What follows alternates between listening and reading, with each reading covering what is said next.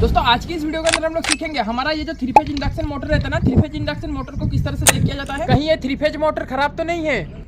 नमस्कार दोस्तों, मैं निमाई आपका इलेक्ट्रिकल दोस्त हूं। वैसे दोस्तों आज का ये वीडियो इलेक्ट्रिकल के इंटरव्यू का पॉइंट से काफी ज्यादा इंपॉर्टेंट वीडियो होने वाला है, क्योंकि दोस्तों आज की इस वीडियो के अंदर हम लोग बात करेंगे, मतलब मैं आपको प्रैक्टिकली सिखाएगा ये जो हमारा 3 फेज मोटर है, ये 3 फेज मोटर को किस तरह से चेक किया जाता है। क्या होता है देखो दोस्तों, अगर आप कहीं भी इलेक्ट्रिकल के इंटरव्यू देने जा रहे हो ना, तो दोस्तों इलेक्ट्रिकल के इंटरव्यू के अंदर अधिकतर हमारा 3 फेज मोटर और ट्रांसफार्मर से रिलेटेड कई सारे क्वेश्चन का आंसर और सवाल आपको जवाब देना पड़ता है।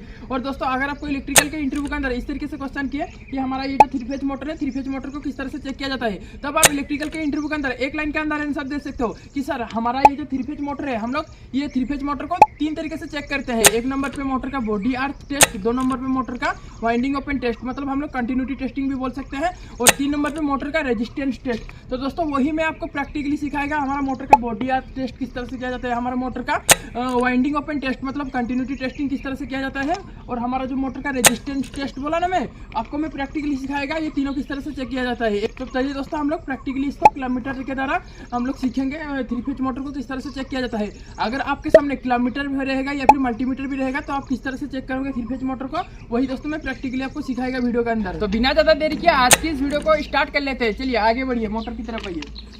तो दोस्तों वीडियो स्टार्टिंग करने से पहले सबसे पहले मैं आपको एक बात बताऊं, क्या ये जो हमारा मोटर है, ये मोटर हमारा हेवेल्स कंपनी का है, और ये मोटर का जो दोस्तों HP है, ये मोटर हमारा 50 HP का है और 37 किलोवाट का है। तो चलिए सबसे पहले हम लोग नेम प्लेट का ढक्कन को हटा देते हैं। और दोस्तों जैसे हम लोग नेम प्लेट का ढक्कन को हटाएंगे ना, यहाँ पे आपको 6 टर्मिनल दिखने के लिए मिलेगा। 6 टर्मिनल का नाम क्या क्या रहता है, U1, V1, W1, W2, U2, V2। अब दोस्तों ये मैं वायर को हटा देता है ताकि आपको अच्छी तरह से समझ में आए।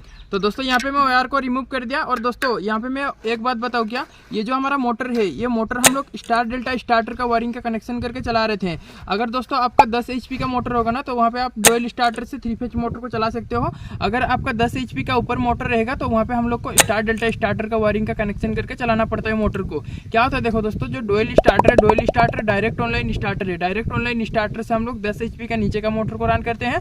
अगर हमारा कहीं पे भी 10 HP का ऊपर मोटर रहेगा तो वहाँ पे हम लोग स्टार डेल्टा स्टार्टर का वायरिंग का कनेक्शन करते हैं। क्या होता है देखो दोस्तों, जो हमारा डुअल स्टार्टर है, dual starter direct online starter झटके से स्टार्ट होता है। अगर हमारा कोई बड़ा वाला मोटर झटके से स्टार्ट होगा ना, तो दोस्तों मशीन में यांत्रिक क्षति होने का संभावना रहता है, मतलब मशीन में जुड़ा हुआ लोड या फिर हमारा मशीन का वायरिंग टूटने का चांसेस रहता है अधिकतर। इसलिए हमारा सबसे पहले मोटर को स्टार कनेक्शन में चलाया जाता है अगर हमारा बड़ा वाला मोटर रहेगा। उसके बाद जैसे हमारा टाइमर में टाइम रेंज आ जाएगा, वैसे हमारा डेल्टा में कनेक्टेड कर देते हैं। हमारा स्टार कनेक्शन में हर वाइंडिंग को, मतलब हमारा जो 3 फेज मोटर का अंदर जो वाइंडिंग हो रहा है ना, हमारा 3 फेज मोटर के अंदर 3 वाइंडिंग होता है। 3 वाइंडिंग का एग्जाम्पल आप समझ सकते हो, जैसे हमारा 3 फेज मोटर में 6 टर्मिनल है ना, मोटर के अंदर जो वाइंडिंग हो रहा है, लेपेट लेपेट के वाइंडिंग को बनाया जा रहा है। हमारा स्टार कनेक्शन में हर वाइंडिंग को 230 वोल्टेज मिलता है, और हमारा डेल्टा कनेक्शन में हर वाइंडिंग को 415 वोल्टेज मिलता है। और दोस्तों अगर हमारा कोई मोटर हो गया, हमारा ट्रांसफार्मर हो गया, अगर हमारा स्टार कनेक्शन में रहेगा तो स्टार कनेक्शन में से हम लोग को हमेशा न्यूट्रल मिल जाता है। ये बात आप याद रखिए, ठीक है ना। तो हम लोग अभी वीडियो में आगे बढ़ते हैं, नहीं तो वीडियो बहुत ही लंबा हो जाएगा। तो दोस्तों यहाँ पे मैं आपको और एक बात बताऊँ, क्या अगर आपका 3 फेज मोटर रन नहीं हो रहा है तो दोस्तों आपको किन किन बातों का ध्यान देना पड़ेगा। 1 नंबर पे हमारा मोटर का अंदर जो बियरिंग रहता है, वे बियरिंग की तरफ आपको ध्यान देना पड़ेगा। कभी कभी क्या होता है देखो दोस्तों, अगर हमारा मोटर का बियरिंग जाम चलने लगेगा ना, तो दोस्तों हमारा मोटर बंद हो जाता है। जो ऑयलर लगा हुआ रहता है, ओवरलोड रिले रहता है, अगर हमारा मोटर जाम चलेगा तो उस टाइम ज़्यादा एम्पेयर करंट लेने लगता है। अगर हमारा मोटर ज़्यादा एम्पेयर करंट लेगा ना, तो ऑयलर हमारा बंद हो जाएगा। और वहाँ पे जो एडवांटेज हो रहा है, वहाँ पे हमारा स्टार्टर में MPCB भी लगाया जा रहा है। MPCB का फुल फॉर्म क्या रहता है, MPCB का फुल फॉर्म रहता है मोटर प्रोटेक्शन सर्किट ब्रेकर। अभी हमारा MPCB भी ट्रिप हो सकता है अगर हमारा मोटर ज़्यादा एम्पेयर करंट लेगा। उसमें MPCB में रेटेड करंट सेट करना पड़ता है, हमारा मोटर कितना एम्पेयर ले रहा है उसी के हिसाब से आप देख लीजिए एक बार। और 2 नंबर पे हो गया हमारा जो RYB तीनों फेज रहता है, वे RYB का तीनों फेज का वोल्टेज लेवल आपको देखना है। कभी कभी क्या होता है, हमारा एक फेज ब्रेक हो जाता है, एक फेज ब्रेक हो जाने के बाद भी हमारा मोटर रन नहीं होता है, तो दोस्तों वे आपको ध्यान देना पड़ेगा। 1 नंबर पे बियरिंग की तरफ आपको ध्यान देना है, और 2 नंबर पे हमारा मोटर का जो वोल्टेज लेवल है, हमारा मोटर का जो वोल्टेज रहेगा, वे वोल्टेज आपको ध्यान देना है 415 वोल्टेज आ रहा है कि नहीं हमारा RYB तीनों फेज में। 2 नंबर तो ये हो गया। तो दोस्तों अभी हम लोग हमारा ये मोटर का बॉडी अर्थ टेस्ट करेंगे, कहीं ये हमारा मोटर बॉडी अर्थ तो नहीं है। तो दोस्तों बॉडी अर्थ टेस्टिंग करने के लिए सबसे पहले हम लोग को क्या करना पड़ेगा, अगर आपके सामने मल्टीमीटर रहेगा या फिर किलोमीटर रहेगा, तो दोस्तों आपको किलोमीटर को बाजार का सिंबल पर रखना है, डायोड के सिंबल पर।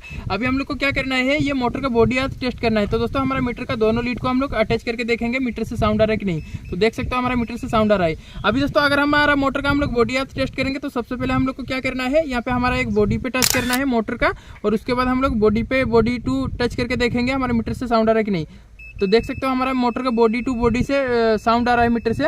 अभी हमारा ये जो 6 टर्मिनल है U1 V1 W1 W2 U2 V2, अब इस तरीके से भी मान के चलिए 1 number 2 number 3 number terminal, 4 number 5 number 6 number terminal. हमारा 3 फेज मोटर के अंदर 6 टर्मिनल होता है हमेशा। और दोस्तों ये जो 3 फेज मोटर का 6 टर्मिनल है ना, हमारा 3 फेज मोटर के अंदर हमेशा हमारा 3 वाइंडिंग होता है। मोटर का अंदर जो वाइंडिंग हो रहा है ना, लेपट के वाइंडिंग को बना दिया जाता है। एक वाइंडिंग का 2 वायर, 2 वाइंडिंग का 2 वायर, 3 वाइंडिंग का 2 वायर, मतलब एक वाइंडिंग का 2 करके वायर हो जा रहा है, तो हमारा 6 वायर आ जा रहा है। इसलिए हमारा मोटर में 6 वायर आ जाता है। 3 फेज मोटर में 6 वायर, जैसे हमारा U1 V1 W1 W2 U2 V2 6 terminal हो जाता है 3 फेज मोटर में। अभी सबसे पहले हमारा मोटर का बॉडी आर्थ को टेस्ट करने के लिए सबसे पहले क्या करना पड़ेगा, ये जो 6 टर्मिनल है, ये 6 टर्मिनल पे अटैच करके देखना है कहीं हमारा मोटर बॉडी आर्थ तो नहीं है। जैसे हमारा ये 1 नंबर का टर्मिनल पे लगाया तो मीटर से कोई भी साउंड नहीं आ रहा है, 2 नंबर का टर्मिनल पे लगाया तो अभी भी हमारे मीटर से कोई भी साउंड नहीं आ रहा है, और 3 नंबर का टर्मिनल पे लगाया तभी भी हमारे मीटर से कोई भी साउंड नहीं आ रहा है, और 4 नंबर का टर्मिनल पे लगाया हमारे मीटर से साउंड नहीं आया, और 5 नंबर का टर्मिनल पे लगाया तभी भी हमारे मीटर से साउंड नहीं आया, और 6 नंबर का टर्मिनल पे लगाया तभी भी हमारा मीटर से कोई भी साउंड नहीं आया। मतलब हमारा ये मोटर बॉडी आर्थ नहीं है। अगर आपका मोटर बॉडी आर्थ रहेगा ना, तो हमेशा वो बार बार ट्रिप होता रहेगा अगर हमारा मोटर बॉडी आर्थ रहेगा। तो दोस्तों अभी हम लोग हमारा मोटर का वाइंडिंग ओपन टेस्ट करेंगे, कंटिन्यूटी टेस्टिंग बोलते हैं। सबसे पहले हम लोग किलोमीटर में क्या करेंगे, बाजार का सिंबल पे लाएंगे, डायोड का सिंबल पर। अभी दोस्तों हम लोग क्या करेंगे, ये मोटर का हम लोग वाइंडिंग ओपन टेस्ट करेंगे, कंटिन्यूटी टेस्टिंग जो हम लोग बोलते हैं, मतलब वाइंडिंग के आपस में ये टेस्टिंग होगा, ठीक है ना। तो दोस्तों क्या करेंगे हम लोग, यहाँ पे जो 6 टर्मिनल है 1 number 2 number 3 number 4 number 5 number 6 number terminal आप मान के चलिए। तो देखो दोस्तों, जैसे मैं यहाँ पे 1 नंबर पे अटैच कर रहा है, तो हमारा ये 1 नंबर का जो टर्मिनल है यही हमारा 2 नंबर का टर्मिनल पे मिलना चाहिए। तो देख सकते हो यहाँ पे नहीं मिल रहा है, 1 नंबर पे नहीं मिल रहा है, यहाँ पे 2 नंबर पे मिल रहा है, 3 नंबर पे भी नहीं मिलेगा। तो दोस्तों ये जो एक वाइंडिंग है ना, मोटर का अंदर जो वाइंडिंग हो रहा है, लेपट के वाइंडिंग को बनाया जाता है। ये हमारा मोटर का मतलब ये हमारा एक फेज का मतलब मान के चलिए, मोटर का अंदर जो वाइंडिंग हो रहा है ना, एक तारी होता है लंबा, उसको लेपट के वाइंडिंग को बनाया जाता है। ये जो हमारा 1 नंबर का टर्मिनल है ना, ये 2 नंबर पे मिल रहा है, ठीक है ना। और ये जो दोस्तों 2 नंबर का टर्मिनल है, ये 2 नंबर का टर्मिनल हमारा 3 नंबर का टर्मिनल पे मिलेगा। देखो यहाँ पे भी नहीं मिलेगा, यहाँ पे भी नहीं मिलेगा, यहाँ पे 3 नंबर का टर्मिनल पे मिल रहा है। और दोस्तों ये जो 3 नंबर का टर्मिनल है ना, ये हमारा 1 नंबर का टर्मिनल पे मिलेगा। देख सकते हो यहाँ पे भी नहीं मिलेगा, यहाँ पे भी नहीं मिलेगा, 1 नंबर का टर्मिनल पे मिल रहा है। इस तरीके से हमारा मोटर का वाइंडिंग ओपन टेस्ट किया जाता है, कंटिन्यूटी टेस्टिंग, ठीक है ना। ये 2 नंबर प्रोसेसिंग हो गया। मोटर का वाइंडिंग ओपन को किस तरह से टेस्ट करेंगे, अगर दोस्तों यहाँ पे हम लोग 1 नंबर का टर्मिनल पे लगा रहे हैं, यहाँ पे अगर हमारा दोनों पे बात आएगा तो हमारा मोटर शॉर्ट है, ठीक है ना। और दोस्तों इस तरीके से आप टेस्टिंग करोगे, जो वाइंडिंग ओपन टेस्ट किया जाता है, ये एक पॉइंट को अगर लोगे आप, यहाँ पे एक ही पॉइंट बताना चाहिए, दोनों पॉइंट नहीं बताना चाहिए। तो देख सकते हो यहाँ पे हमारा 2 नंबर में बता रहा है, 3 नंबर पे भी नहीं बता रहा है, और 1 नंबर पे भी नहीं बता रहे। और ये वाइंडिंग भी आपको टेस्टिंग कर लेना है, 1 नंबर पे बता रहा है कि नहीं, और ये 2 नंबर पे बता रहा है कि नहीं, ये भी हमारा एक ही पॉइंट बता रहे, 3 नंबर पे बता रहा है। उसके बाद हमारा 3 नंबर का टर्मिनल देखना है, ये तीनों पॉइंट में से कहीं 2 पॉइंट में तो नहीं बता रहा है। तो देख सकते हो यहाँ पे भी 1 पॉइंट पे ही बता रहा है, ये दोनों पॉइंट पे नहीं बता रहा है। इस तरीके से हमारा मोटर का वाइंडिंग ओपन का टेस्टिंग किया जाता है। तो दोस्तों अभी हमारा थर्ड रह गया मोटर का रेजिस्टेंस टेस्ट। तो दोस्तों मोटर का रेजिस्टेंस टेस्ट करने के लिए सबसे पहले हम लोग को क्या करना पड़ेगा, हमारा मीटर जो है हमारा बाजार का सिंबल पे रखना है, डायोड के सिंबल पर, या फिर आप रेजिस्टेंस पर भी रख सकते हो। और दोस्तों ये जो हमारा किलोमीटर है ना, ये किलोमीटर में ओम्स का सिंबल आ रहा है रेजिस्टेंस का, यहाँ पे हम लोग मेजर कर सकते हैं, कोई दिक्कत नहीं होगा, ठीक है।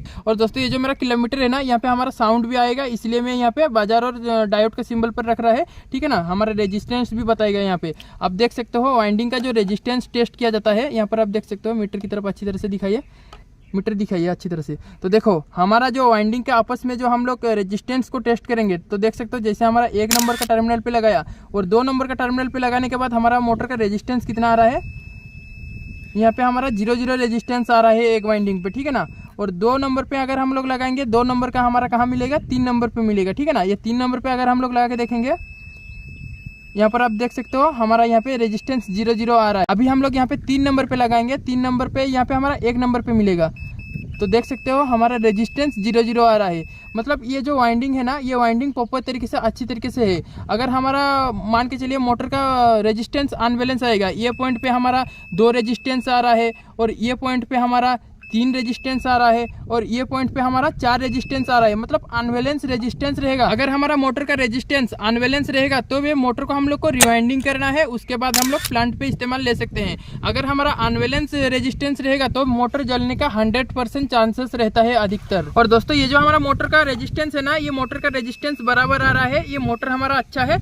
इसी तरीके से मोटर का रेजिस्टेंस को टेस्टिंग किया जाता है। तो दोस्तों उम्मीद करता हूँ कि आज की इस वीडियो के माध्यम से आपको कुछ बेहतर जानकारी मिली होगी। जी हाँ दोस्तों, आज का ये वीडियो कैसा लगा आप लोगों को एक लाइक करके कमेंट बॉक्स पे कमेंट करके जरूर बताइए। अगर आपको इलेक्ट्रिकल से जुड़े कुछ डाउट रह रहा है, कुछ सुझाव रह रहा है, कुछ क्वेश्चन रह रहा है, या फिर ये वीडियो के ऊपर कुछ डाउट रह रहा है, कुछ सुझाव रह रहा है, कुछ क्वेश्चन रह रहा है, तो दोस्तों मेरे को नीचे कमेंट बॉक्स पे कमेंट करके जरूर पूछिए, उसके ऊपर मैं वीडियो बनाने का कोशिश करेगा। अगर आप इलेक्ट्रिकल का वीडियो को हिंदी में देखना पसंद करते हो तो आज ही हमारा यूट्यूब चैनल को सब्सक्राइब कीजिए। आज के लिए इतना ही, धन्यवाद।